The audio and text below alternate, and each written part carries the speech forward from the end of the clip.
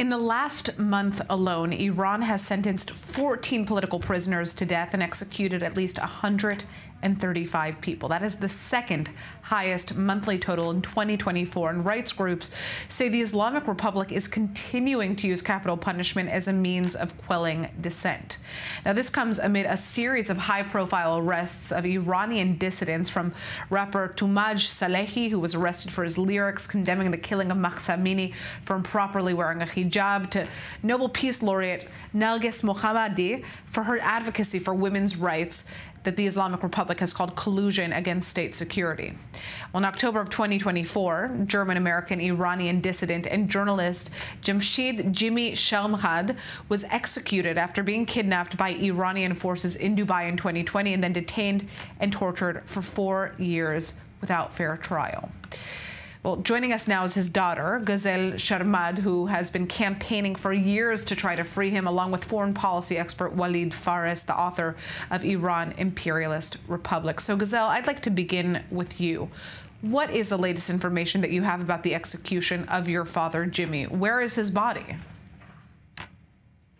That's a very good question that everybody's asking right now. Okay, you kidnapped my father. You held him there hostage inside of Iran for 4 years.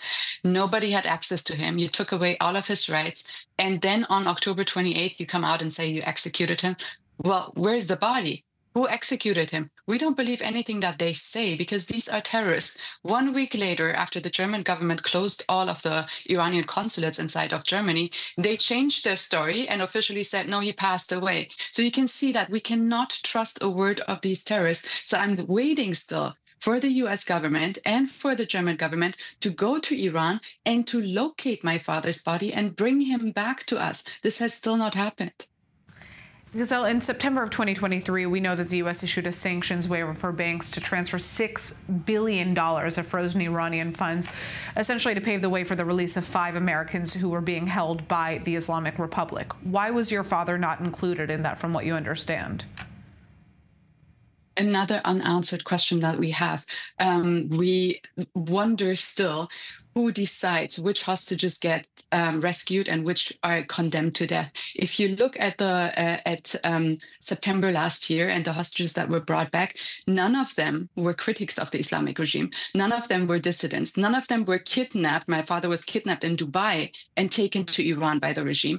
None of them had death sentences. So nobody that was brought back was in immediate danger of being executed or murdered. So this makes it especially horrific for the Biden administration to leave my father behind. But let me tell you, I have not seen in our history that any government would pay $1.2 billion per head per hostage. So what we're thinking is that this was just a front to continue business with the Islamic regime, and they're using hostages to complete these deals. That's why my father was left out. That's why he was never even mentioned by the Biden administration, not even mentioned in the American media. While German media is speaking about him, American media is still blocking us.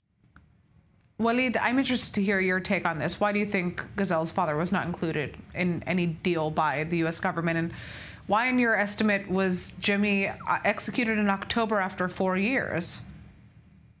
Well, based on what Giselle said, and she is right, and the team working with her is right, those who were released, the hostages who were released, didn't have a caliber, a political caliber. They came back, and the deal was that they won't talk about this matter. But her father, Jimmy, is not just a regular hostage.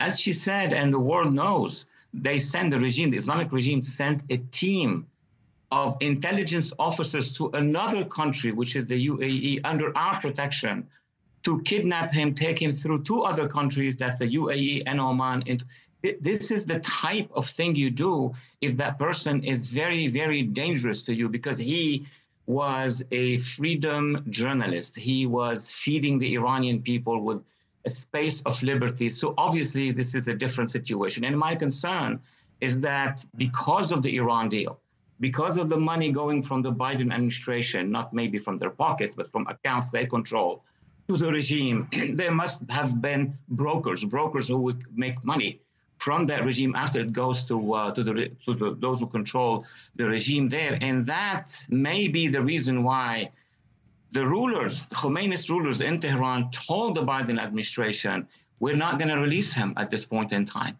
That's probably the most political, strategic reason for why he was not part of that deal. But why execute him now in October of 2024?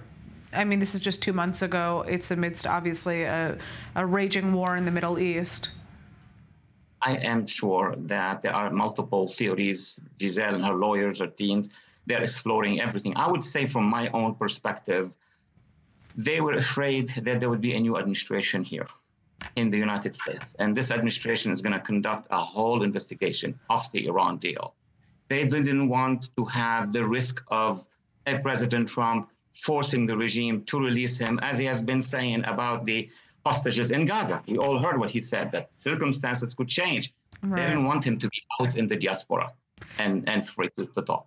Gazelle, given your personal experience with this tragic story that has happened to your father, what is your advice to the families of Israeli and American hostages in Gaza who are also navigating the politics of the situation?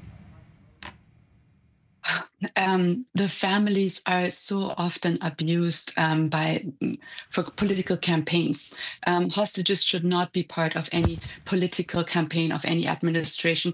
Hostages should be mentioned by all administrations, by all governments, and it does not happen. So my advice to the hostages is stay together. Put pressure on all governments responsible. It should not just be on Israel to get the hostages out right now out of Gaza. 45 countries were involved whose citizens were either kidnapped or murdered on October 7th. So when we use the leverage of each and every one of these countries on Hamas, there is no way that they can keep the hostages there. So we need a global task force, and most of the hostages know that we have to put our efforts together to get them out.